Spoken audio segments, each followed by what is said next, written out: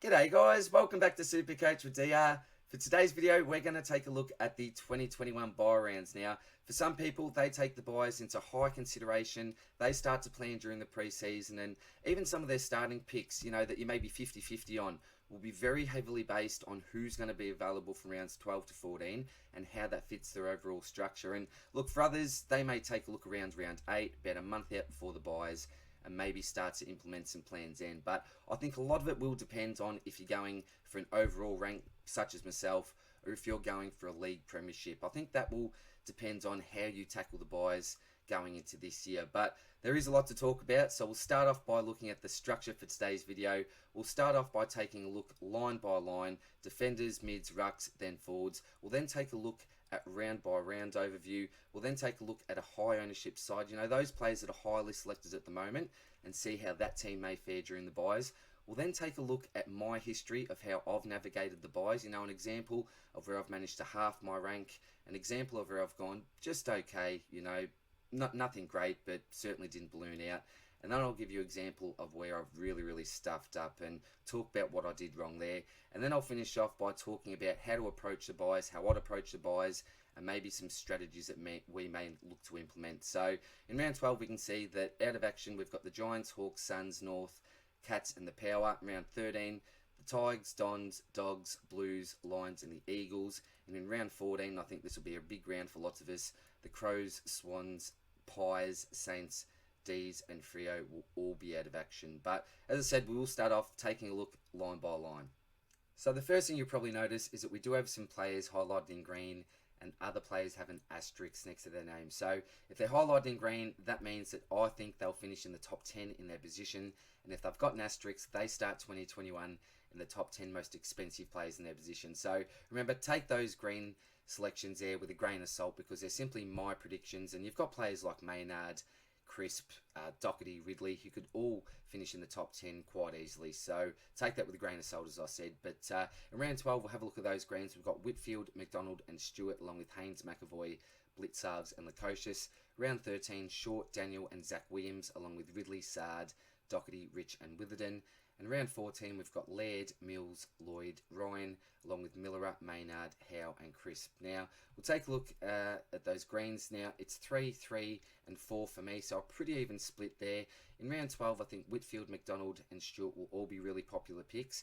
And round 14 in particular, I think lots of us have locked in Laird and Lloyd as our D1 and our D2. There's been a lot of talk about Mills playing in the midfield. We may look to get him in early if that's the case, and he's scoring really well. And Luke Ryan also, I think he's almost a lock to finish in the top 10 in regards to averages by the end of the year. So in my opinion, probably round 12 and 14 are the two trickiest rounds, although someone like Zach Williams will be a very popular pick, and certainly don't write off someone like Short and Daniel either. But yeah, 12 to 14 in my opinion, probably the toughest rounds here. To the midfield, so we've got Jelly, Titch as greens in round 12, along with Cogs, Tranto, Green, Rao, Anderson, Simpkin, Cunnington, Menegola, and Boak. Now, there's a couple of other players I could have put in there, such as a Guthrie, for example, from Geelong. And you will notice that I may have missed a player here and there, so apologies if I have for that. I sort of just tried to put this together pretty quickly, this list. But I suppose the other thing that stands out for me here, apart from the fact that there's only 2 players that I've got in green, is the fact there's lots of those players that are either those breakout options or some of those bargain options or mid prices that we could be looking to get into this year. So Taranto, I know, is one of those picks that people think could really average well. Green, for example, is one of those mid-price options. Rao, lots of us have, and lots of us hope that he could finish inside the top 10. Someone like a Simpkin as well could be a real breakout contender to go a 110 plus average possibly. Cunnington, again, one of those fallen premium types, and even like someone like a Travis Boak, he's certainly got claims to finish in the top 10 in regards to averages also. And I should mention, I think I've actually gone the top 12 here, given the fact it's the midfield as well.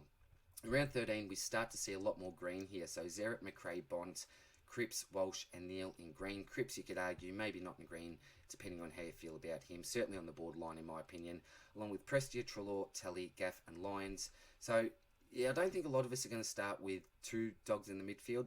Some of us will start with 1, I think, but 2, I think, is a little bit risky at this stage. But look, if they're looking good, and let's talk about McRae and Bont, for example, here at the start of the season, and it looks like their averages aren't really going to be affected by the addition of Adam Treloar, then we may look to get these guys in early as one of our first upgrade targets. So always keep that in mind when you're looking to make your future planning as well. Cripps, I think, will be a really popular selection. Neil, I think, should be an absolute lock in all of our midfield. So, yeah, a little bit tricky there, the round 13 buy in particular for midfielders.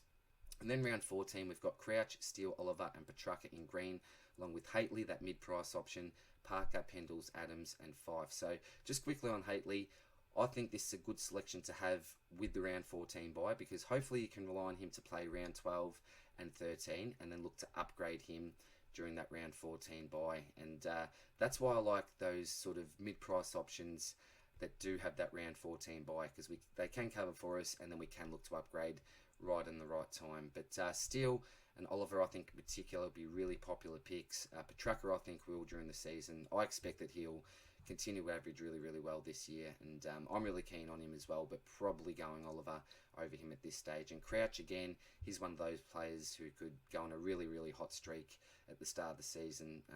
I don't think will ever be a real must-have, but certainly could be a really popular pick during the year as well. But yeah, for me, probably round 13, looking like the real standout for being the most difficult buy in regards to your midfielders there.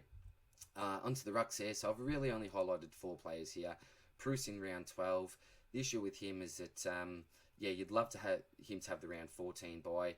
You'd love to have, if you're a Bruce owner, if you're starting with Bruce, maybe Grundy and Gawn to have that round 12 buy, and then possibly look to have Bruce to have the round 14 buy, because he could cover for the first 2 rounds, then you could flip him there. So that's a little bit tricky in regards to what you're going to do with him and when you're going to look to upgrade Bruce. The other big standout here, obviously, is in round 14. The 2 big boys are missing. If you go and set and forget like me, Grundy and Gawn, they'll both be missing during round 14, which can make things tricky, along with Rowan Marshall as well, who's, I think, going to be one of the most popular forward selections this year. And if you're planning, like I was pre-season, for him to maybe look to cover the two big boys, during the bye, then that unfortunately can't happen, because he'll be out of action also. So they're probably the 2 major discussion points, I think, in regards to the rucks. Onto the forwards. So again, these greens are really, really hard to predict, and there'll be a lot of varying opinions. You know, some like a Bolton, Caldwell, for these blokes make their way in. I certainly don't think there's any reason why they can't. But you got Phillips, Dangerfield, Hawkins, and Butters in green there during round 12, along with Zeeble, Cameron, Dixon, and Gray. Round 13, Dusty, Dunkley, and Zorko in green, along with Bolton, Caldwell, and Danaher. In round 14, you got Heaney, Sidebottom, and Marshall, who we mentioned just before in the rucks, along with Buddy, DeGoey, and Walters. So this line is really tough to predict there, but if you're looking at the split that I've got there, you've got a 4-3 and 3 split, so pretty even there. As I said, really, really hard to predict. So yeah, look, round 13, Dusty, I think will be a popular pick, along with Dunkley.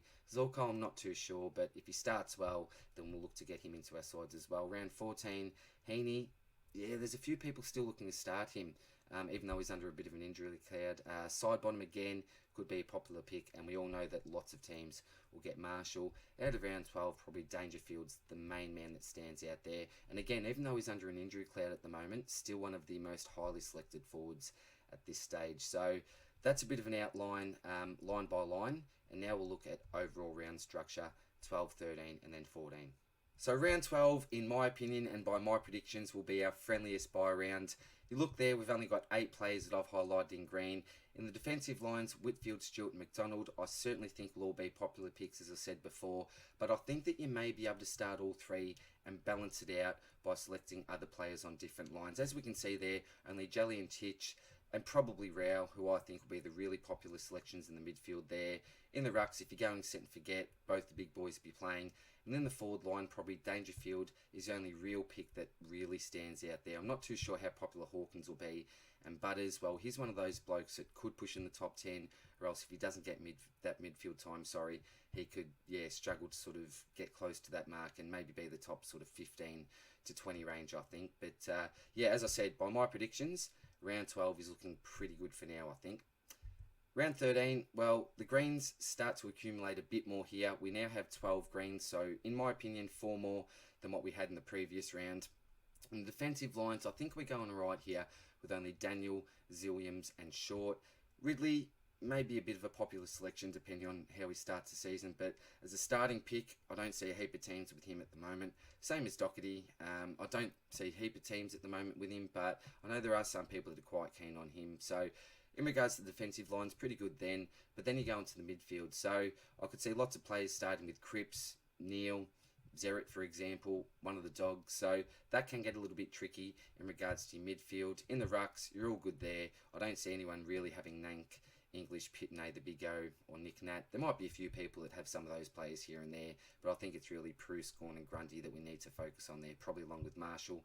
And then we've got Dusty, Dunkley, who I think would be two really popular selections in the forward line, along with Zorko there. And many of us might be starting with a Danaher. Does that mean that we can maybe keep him up until round 12 and then flip him before this bye? That may be a strategy, but is he going to get to round 13? Yeah, as a Brisbane supporter, I've got my fingers crossed. On to round 14 now. In my opinion, this is the toughest bye that we're going to face this year. If you look in the back line there, we've got Laird, Lloyd, Ryan, Mills and Maynard. All greens there, so 5 greens along with Miller, Hare and Crisp.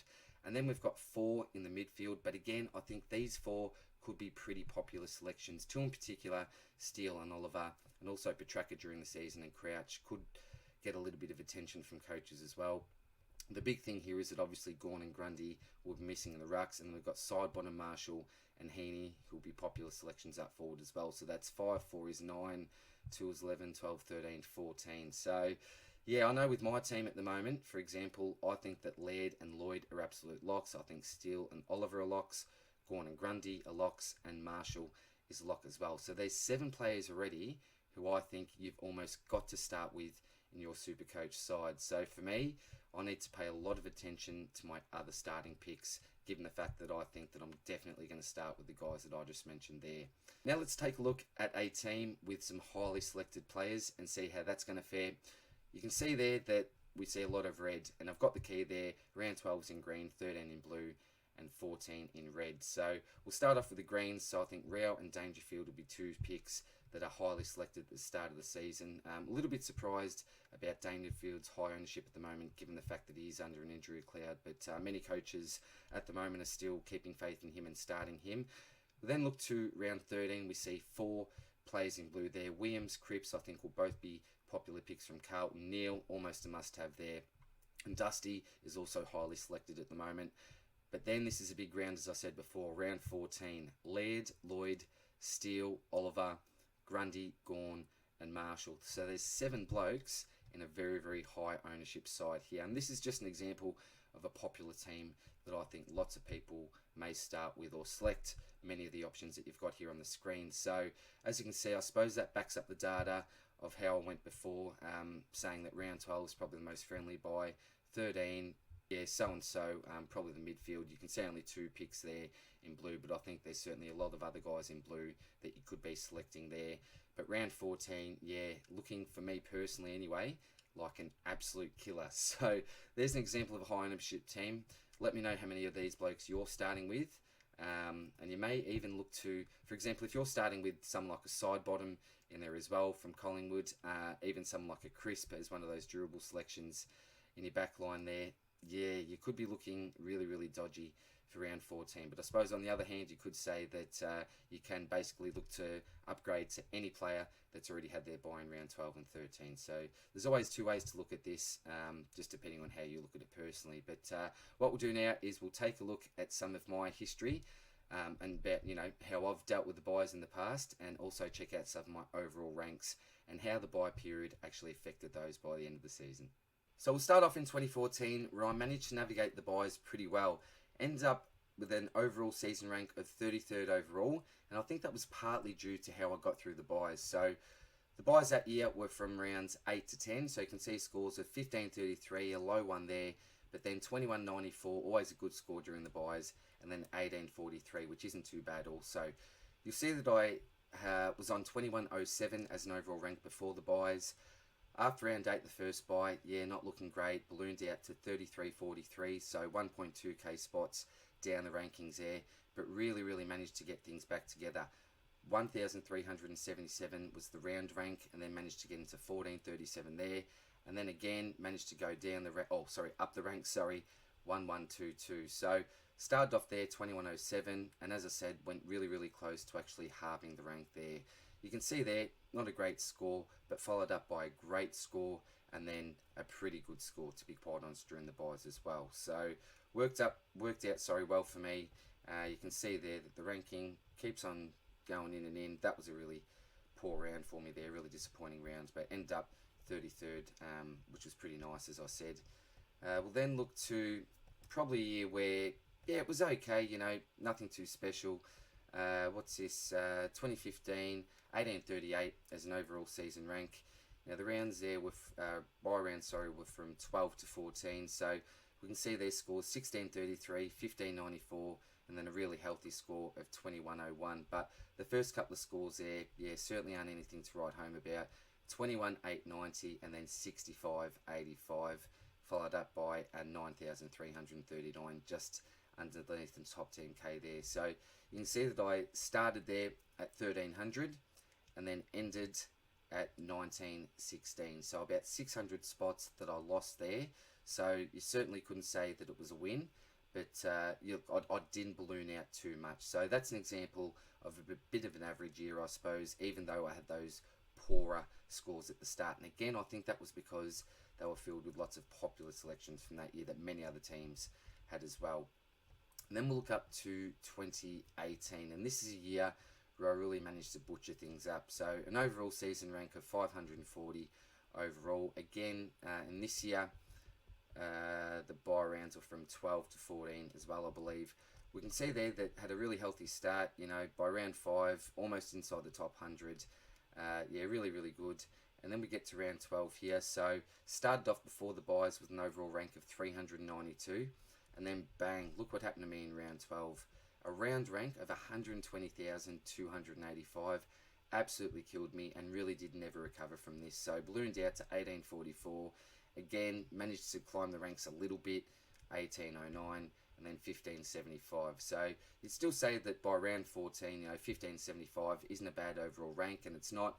But when you come into the buys at 392 after being close to the top 100 a few weeks there, that is really, really disappointing. Look, I did manage to, get things back on track a little bit and finish at 540, but if I hadn't have stuffed up during that first bye week, 120,000 as a round rank, then that 540 could have been a lot closer to sort of that top 200 mark, I think. So that goes to show that depending on how you plan for the buys, depending on what happens, as I said, all our plans can go out the window, but it is a period in the season where you can get a real jump on your competition, or else you can get completely out of the running. Now to finish off, we'll look at some general tips, advice and possible strategy. Now many people refer to the SuperCoach buy rounds as the dreaded buy rounds, but I think for some astute supercoaches, they view the buy rounds as a really great opportunity to get a kickstart to their season if they've been falling behind a little bit. Maybe some things haven't gone right and get a real advantage over the competition. So I suppose my first general piece of advice is to try not to select more than 7 players in your starting side that share the same buy. And when I mean 7 players, I mean 7 premiums. I think most of us will be looking to start with either 12, 13, if you're stretching it, maybe 14 premiums in your side. So if you're looking at 7 in one round or more than that, I know I've seen some teams even start 10 from round 14, for example, in the same buy, then that's going to really hurt you. It's going to hurt your rounds rank, and then it's going to hurt your overall rank. But again, if you're someone that's looking to win a league premiership, you could load up on one particular buy and then just cruise through the other 2 buys, and that wouldn't hurt you too much. Just take the hit for a week. But overall players, yeah, that'd be a big piece of advice that I'd get. No more than 7, absolute maximum 8 starting picks.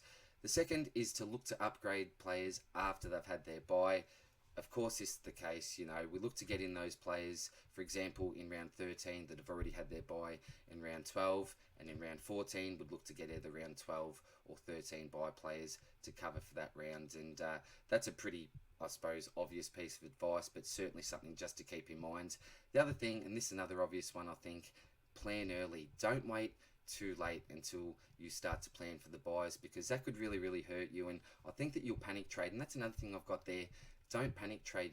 Is your net in worth the trade that you're going to make? And when we panic trade, we know what happens. We get in players that we're really not happy with. We don't have the time to think. So that goes back again to that point of planning early. We don't want to have to panic trade. And I've got there as well, that we don't want to have those stepping stone players that had that early buy if possible. We want these type of blokes to hopefully be our last upgrades. And if we can have some of these guys that have the round 14 buy, that'd be a really good opportunity for them to cover for the first 2, and then you could jump off them to one of those round 12 or 13 players, as I said.